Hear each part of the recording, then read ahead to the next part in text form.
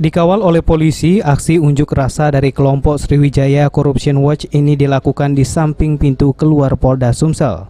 Dalam aksinya, para pengunjuk rasa membawa karton yang bertuliskan supaya meminta kepada pihak polisian agar mengusut dugaan korupsi di salah satu dinas yang ada di Kabupaten Muba.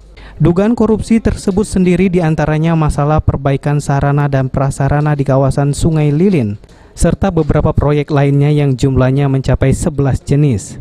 Dijelaskan oleh Rahmat Sandi Iqbal selaku perwakilan pengunjuk rasa bahwa proyek yang dilakukan oleh dinas tersebut sudah ada pemenangnya sebelum tender dilakukan. Kedatangan pengunjuk rasa ini ialah kedua kalinya ke Polda Sumsel.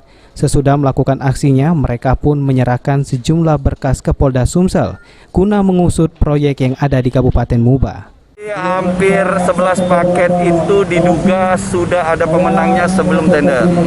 Jadi ini ada dugaan besar supaya Polda Sumatera Selatan mengusut tuntas bahwasannya persoalan ini menjadi kompleks dan ingin supaya ada pemanggilan dari kepala dinas perumahan rakyat dan kawasan permukiman.